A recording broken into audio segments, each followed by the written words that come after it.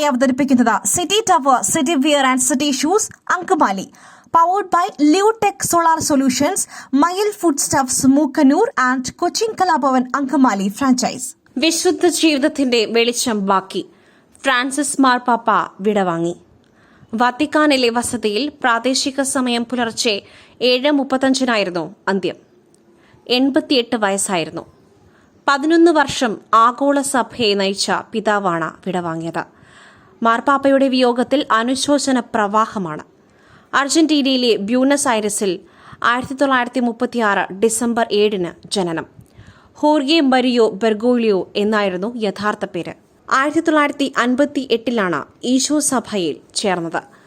1969 December 13 പൌരോഹിത്യം സ്വീകരിച്ചു. 2001 ഫെബ്രുവരി 1 കർദിനാളായി. 2013 March 13 മാർപ്പാപ്പ പദവിയിലെത്തി. കത്തോലിക്ക സഭയുടെ 266ാമത്തെ മാർപ്പാപ്പയായിരുന്നു. ഇന്ത്യൻ യാത്ര എന്ന ആഗ്രഹം സഫലമാകാതെയാണ് മാർപ്പാപ്പയുടെ വിയോഗം.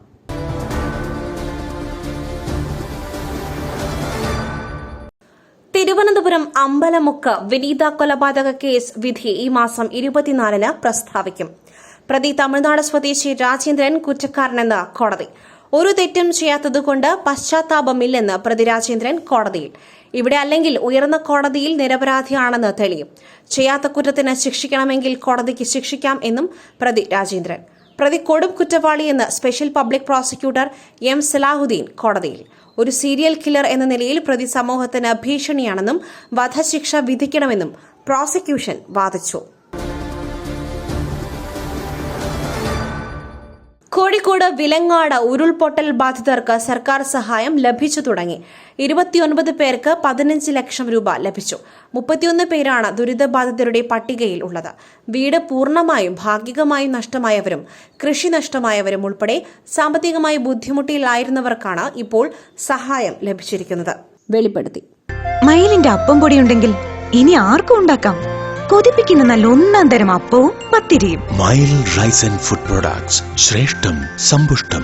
ലഹരി ഉപയോഗിച്ച് നടൻ ഷൈൻ ടോം ചാക്കോ അപമര്യാദയായി പെരുമാറിയെന്ന വിൻസി അലോഷ്യസിന്റെ പരാതിയിൽ തീരുമാനമെടുക്കുവാൻ ഫിലിം ചേംബറിന്റെ മോണിറ്ററിംഗ് കമ്മിറ്റിയുടെ നിർണായക യോഗം ഇന്ന്. സിനിമാ മേഖലയുമായി ബന്ധപ്പെട്ട എല്ലാ സംഘടനകളുടെയും പ്രതിനിധികൾ ഇതിലുണ്ടാകും. അതിനിടെ ഷൈനിൽ നിന്നും അപമര്യാദയായ പെരുമാറ്റമുണ്ടായെന്ന് പരാതി ഉയർന്ന സൂത്രവാക്യം സിനിമയുടെ അണിയറക്കാരെ ഫിലിം ചേംബർ വിളിപ്പിച്ചു. സിനിമയുടെ ഇന്റേണൽ കംപ്ലയിന്റ്സ് കമ്മിറ്റിയുടെ യോഗവും ഇന്ന് ചേരുന്നുണ്ട്.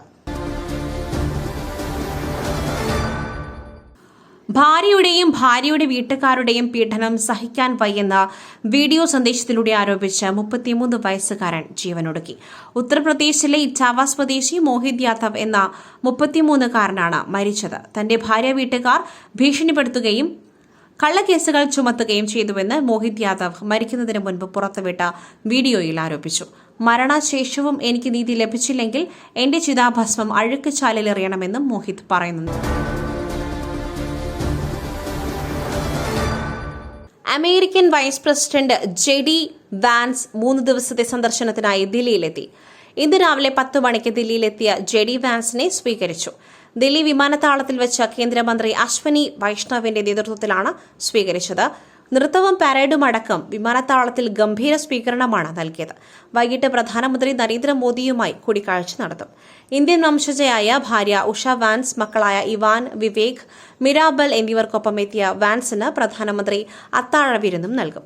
ഇന്ത്യയ്ക്കും അമേരിക്കയ്ക്കും ഇടയിലെ വ്യാപാര കരാർ പ്രധാന ചർച്ചയാകാനാണ് സാധ്യത.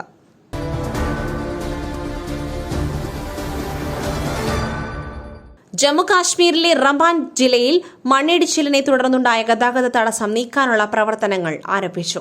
ജമ്മു ശ്രീനഗർ ദേശീയപാതയിൽ ഗതാഗതം പുനഃസ്ഥാപിക്കുന്നതിനായി സൈന്യത്തിന്റെ നേതൃത്വത്തിലാണ് പ്രവർത്തനങ്ങൾ ആരംഭിച്ചത്. ഗതാഗതം പുനഃസ്ഥാപിക്കുവാൻ 48 മണിക്കൂർ എടുക്കും എന്നാണ് അധികൃതർ അറിയിച്ചത്. റംബാൻ ജില്ലയിൽ മിന്നൽ പ്രളയത്തിലുണ്ടായ മണ്ണിടിച്ചിലിൽ 3 പേരാണ് മരിച്ചത്.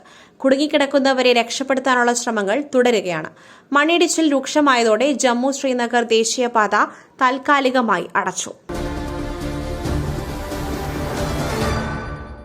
സംസ്ഥാനത്ത് കഴിഞ്ഞ ദിവസങ്ങളിലായി കനത്ത ചൂടാണ് രേഖപ്പെടുത്തിയത്. വിവിധ ജില്ലകൾക്ക് താപനില ഉയർന്നതോടെ യെല്ലോ അലർട്ടും പ്രഖ്യാപിച്ചിരുന്നു. എന്നാൽ കനത്ത ചൂടിന് ആശ്വാസമായി ഇന്നലെയും മുന്നറിയിപ്പുകളില്ലാതെയും മഴ എത്തി. ഇന്നും കനത്ത ചൂടാണ് കേന്ദ്ര കാലാവസ്ഥാ കേന്ദ്രം പ്രവചിച്ചിരിക്കുന്നത്. മഴ മുന്നറിയിപ്പുകൾ അടുത്ത 5 ദിവസത്തേക്ക് നൽകിയിട്ടില്ലെങ്കിലും കഴിഞ്ഞ ദിവസങ്ങളിലേതുപോലെ ചൂടിന് ആശ്വാസമായി മഴയും പ്രതീക്ഷിക്കാം. മറ്റൊരു വാർത്തയുമായി കണ്ടുമുട്ടുന്നതുവരെ നന്ദി, നമസ്കാരം.